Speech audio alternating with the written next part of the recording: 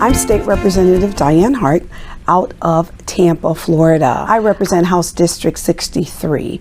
House District 63 kind of changed this year because of the redistricting. I have some new parts in my district, people that I don't know yet, people who don't know me yet. As soon as the session is over, I'll be going home to intermingle with my new community. The community has not changed that much, but it went a little bit further north, and then it went over a little bit east from what I was accustomed to. It is probably 60% African American. The rest is very diverse. I have Temple Terrace and Ybor and North Tampa. Whatever the diversity may be within my community, I'm prepared to work for all people.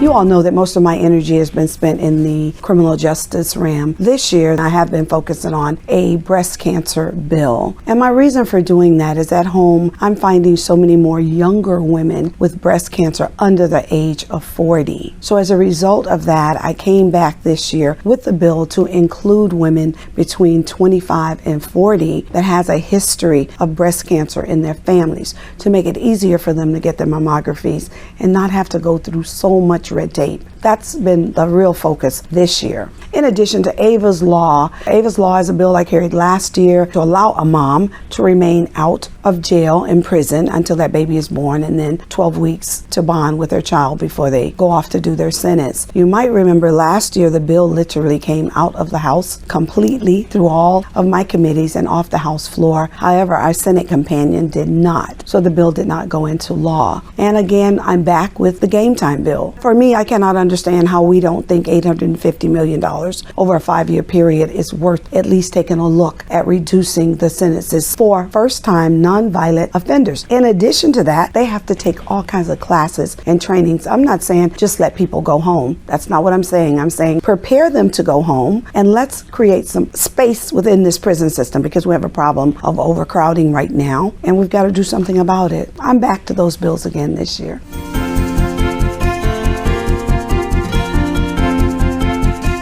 Not just for my district, but for the entire state of Florida. There is a children's food bill that we've carried every year, so we're back on that bill again this year. For my district, we're trying to get a band shell at Perry Harvey Park in Tampa. We'd like to do that. We're also trying to focus on some economic development dollars. You know, the housing bill passed. Housing is my passion. That's my real job back at home. There's nothing we can do about that this year because it passed last year. There's going to be some changes made to it to take out some of the pieces to make it easier for municipalities to work with the money that we put in last year. So it's kind of where I am this year. I have some small projects for community programs. I'm fighting the good fight every single day up here.